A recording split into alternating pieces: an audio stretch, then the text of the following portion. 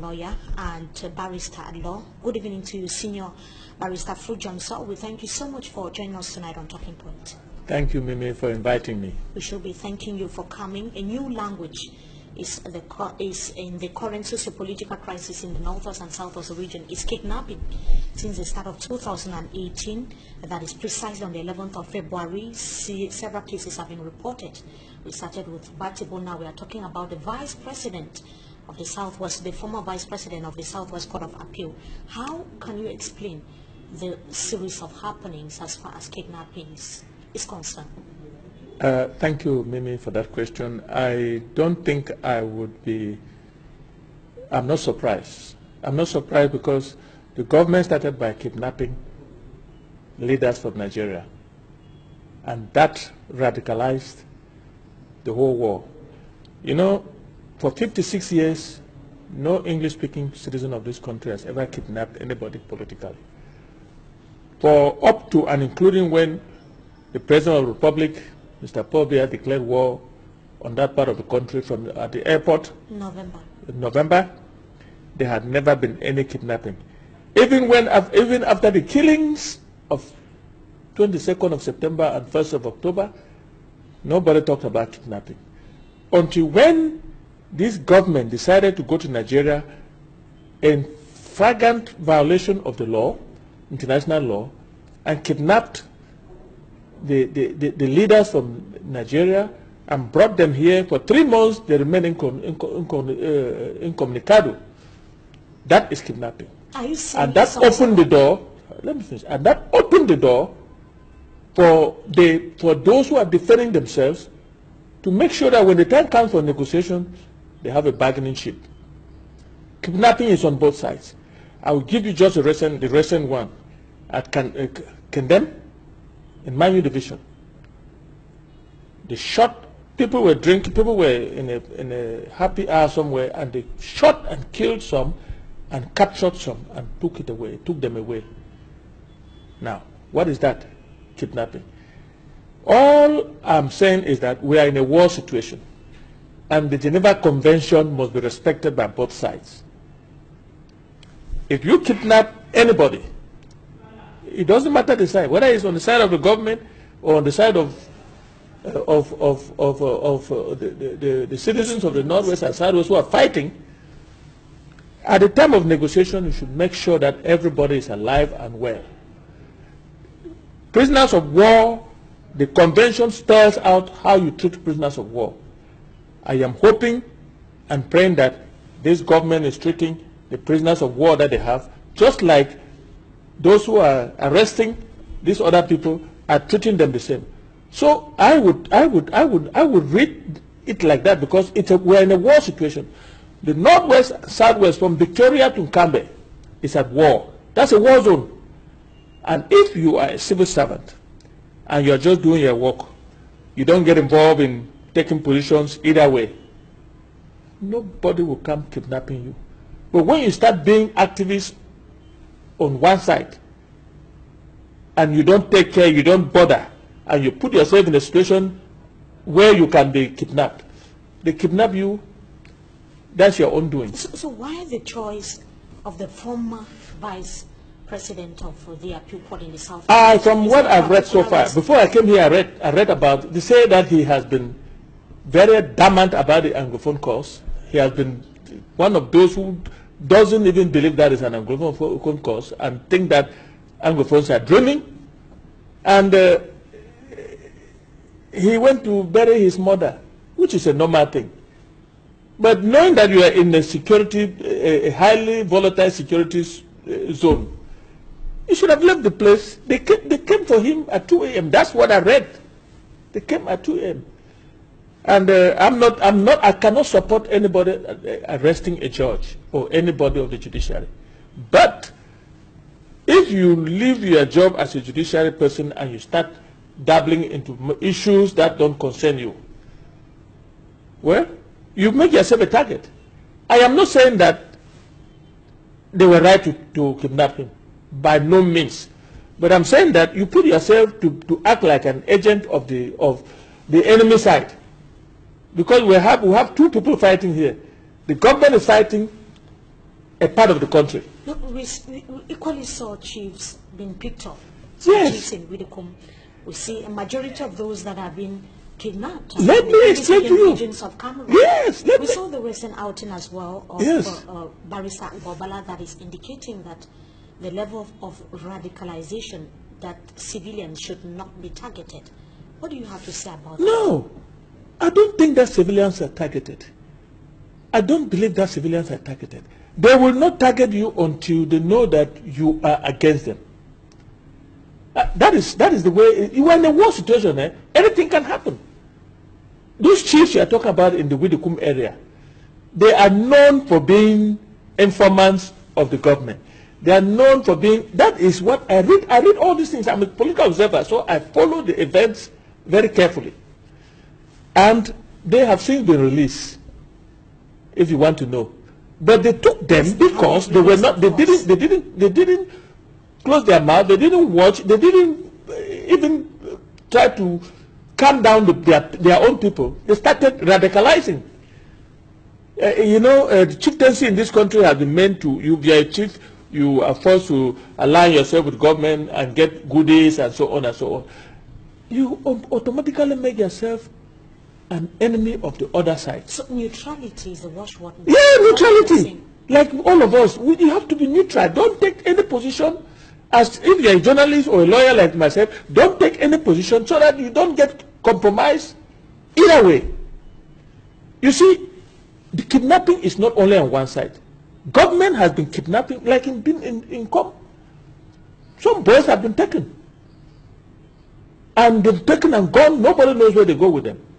Of course, to the prisons, that's kidnapping. The leaders of Nigeria were kidnapped. You radicalize the whole situation, and here, who is crying now? Let me propose once again a solution.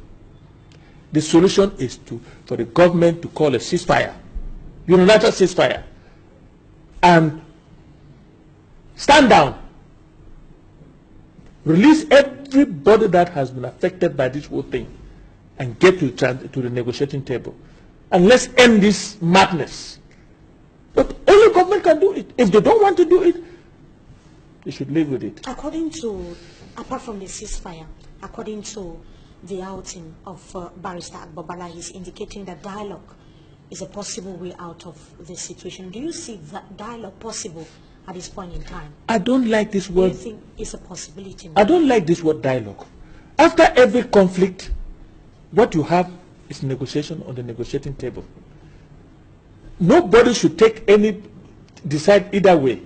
You get to the negotiating table, and that is where everything is decided. It's negotiations. Dialogue, that word to me doesn't really get into conflict. I've heard it, inclusive dialogue and so on, and the government is not budging. So what are we? Those who were invited by the American ambassador have been talking about dialogue all this while. The cardinal has been singing about dialogue. Everybody has been singing about dialogue. Where are we with that? The time has come for this government to declare a unilateral ceasefire, stand down, release everybody, and come to the negotiating table. Let's decide this thing once and for all, and bring about peace on both sides. You have talked about the American embassy, the Yes. U.S. ambassador Yes. to Cameroon that met with Yes. some actors of the civil society, Christian Cardinal Toomey, some clergymen, as well as some international and local NGOs. Exactly. What do you think such a meeting can bring? I think for the U.S. ambassador, I think it was a fact-finding meeting. But contrary to the one that took place in Bamenda with the French came with a position, with their own position. Maybe they have arrested that position with the government. They came with a position, a fixed position. The ambassador merely wanted to hear exactly from all sides, and to see how this matter can be resolved. But the French, they came ready with solutions, meaning that they have taken their own position and the position is aligned with that of the government. You don't do that in a conflict. You allow the conflict to cool down. There's a ceasefire. then the people come to the negotiating table before you start putting down whatever proposals you have. Well, once you start making proposals in the middle of a conflict, you have taken sides, and you have made yourself a party, a major party to the conflict. And the international community, we have been seeing the international community calling for dialogue and playing an active role, so to say, yes, in the crisis. Yes. Do you think that the government is giving them a listening ear? The government, up to now, it's like you're talking to a deaf person. It's not listening to anybody. I don't know whether tomorrow they will listen, but the international community too has been dumb, very, very, very quiet. So I don't know. The French and the Americans, I would give it to the Americans because they organized a fact-finding mission with the people that they invited. But the French took a position. In Bamenda, I followed it very carefully, right down to Bafut or to Mancon, where he went. I'm from Mancon, where the French ambassador went. He took a position and was making a proposal tying the Northwest to the Western province and tying the Southwest to Littoral province. That is dumb, because in a conflict, you don't make those kind of proposals when you know the root cause is from what you're saying. Wait until the negotiations are on the table, and you can bring your own proposal. So now, Barrister is proposing ceasefire. On to something else now. We are going to be talking about some student lawyers. Yes. That have actually written a letter, a group of them, following the recent examinations that took place across the national territory into the bar exam. Exactly. Now, we have just about 474 candidates that came out successfully out of the close to 1,500 that wrote the 1,400. 1,400 rather. Yes. So what explains these poor results for the first time? Because many student lawyers are complaining. Let me make this declaration. If you're a teacher and you teach children and you cannot have 30% success rate, you are no teacher. The bar has failed because you cannot put 1,400 candidates and only less than 30% succeed. And where I was trained, if your class, if you're teaching a course and people pass less than 60%, you the teacher, you are in trouble. Having said that, I think that there is something going on that none of us can really understand. I don't know whether there are rumors of corruption. I cannot say that because I don't have any proof. But all I'm saying is that something is going on, and you cannot treat young people this way. More than 900 and something young people have failed this exam. Where do you think they're going to go? And even next year, I'm not sure because they have 1 year to write. I'm not even sure all of them are going to succeed. You treat young people in this manner. You shouldn't have taken in that number. And even if you took that number, you should have made an extra effort to make sure that you have at least from 60 to 70% success rate. You go and have less than 30%. When you listen to the former bâtonnier talk, former bâtonnier barrister Chungang, rather. No, Kamga. The former or the present? The former, okay. He's indicating that they took competence into account. They equally took excellence, academic excellence into account. But the students are talking about corruption. What do you have to say about that? Barrister Chungang should know that when he came up, they took the same criteria. But let's face it, when you were taking those children into stage, that was the same criteria: competence and academic excellence. What has changed? It means that you have not been able to train them the way that you were supposed to train them. That argument is neither here nor there. I am saying that something is cooking. I don't know what. Whether there's corruption or no corruption, I cannot say because I don't have any proof. But all I know is that less than 30% of the student lawyers succeeded in this exam, and it's a shame on the Cameroon bar. Hoping that the President of the Republic is going to look into the matter. The President of the Republic cannot look, is not allowed to look into matters concerning the bar.